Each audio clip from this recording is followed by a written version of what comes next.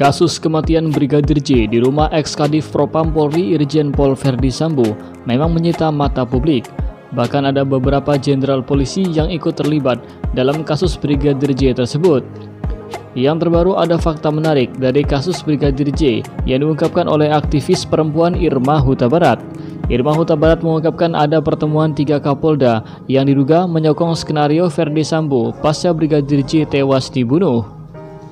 Pertemuan itu, kata Irma, terjadi pada 29 Juli 2022 yang disebutnya dilaksanakan di Polda Metro Jaya. Menurutnya pertemuan 3 jenderal itu sangat rahasia. Dalam pertemuan rahasia itu diduga membahas adanya persekongkolan usai Brigadir J tewas. Irma Huta Barat menduga sejak awal sudah ada rancangan jahat Verdi Sambo CS dalam tewasnya Brigadir J. Pada waktu awal-awal itulah yang melibatkan bukan hanya anak buahnya Verdi Sambo, tetapi rekannya dari ketiga Kapolda itu, ucap Irma Huta Barat dari tayangan TV One News baru-baru ini.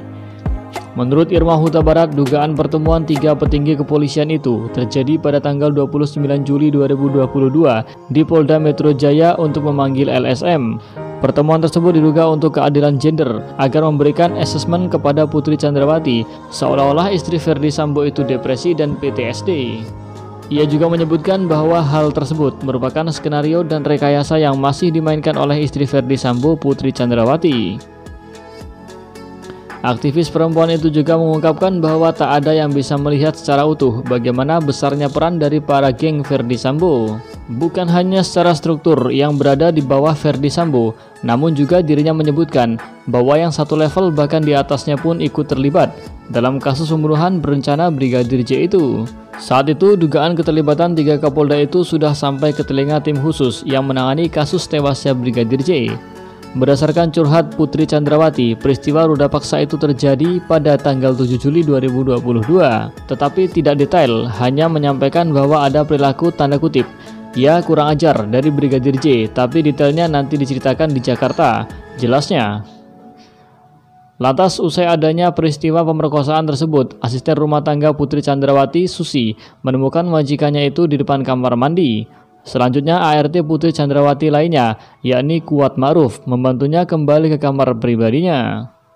Kemudian Putri Chandrawati menghubungi Barada Richard Eliezer atau Barada E dan Bribka Riki Rizal alias Bribka RR agar segera kembali ke Magelang.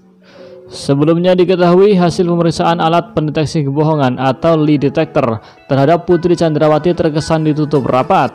Tanda tanya besar terkait hasil pemeriksaan istri Verdi Sambo menggunakan lie detector menambah misteri dalam kasus Brigadir J. Sebab hingga kini hasil pemeriksaan lie detector terhadap Putri Chandrawati tidak diungkap ke publik. Putri menjalani uji kebohongan pada Selasa 6 September lalu. Dia diperiksa dengan menggunakan lie detector di Pusat Laboratorium Forensik Polri di kawasan Sentul, Bogor, Jawa Barat. Tersangka pembunuhan Brigadir J itu tidak sendiri. Asisten rumah tangganya yang bernama Susi juga ikut menjalani tes kebohongan. Sebelum Putri, 3 tersangka lainnya juga telah menjalani uji kebohongan dengan lie detector. Mereka adalah Barada E, Bribka RR, dan Kuat Ma'ruf atau Om Kuat. Sementara Verdi Sambo baru diperiksa pada Kamis 9 September kemarin. Polri pun kemudian menyampaikan hasil pemeriksaan dengan lie detector tersebut. Hasilnya, Barada Richard Eliezer, Bribka RR, dan Kuat Ma'ruf dinyatakan jujur dalam menjalani pemeriksaan. Hasil lie detector Putri tak diungkap. Sehari kemudian Polri mengungkap bahwa hasil pemeriksaan dengan lie detector terhadap Putri dan Susi serupa. Tidak ada penjelasan lebih lanjut mengenai pernyataan tersebut. Lagi-lagi tidak ada penjelasan mengenai hasil pemeriksaan terhadap Putri. Dedi enggan membeberkan hasil lie detector Putri secara detail karena merupakan materi penyidik. Karena itu tidak dipublikasikannya hasil pemeriksaan lie detector terhadap Putri ini. Namun itu yang menimbulkan tanda tanya. Terlebih hasil pemeriksaan dengan menggunakan lie detector terhadap 3 tersangka lainnya disampaikan ke publik. Lantas apa alasan Polri tidak mengungkap hasil lie detector Putri Chandrawati? Dirtipidum Barreskrim Polri Brigjen Andi Rian enggan menjawab alasan kenapa hasil lie detector Putri tidak dibuka.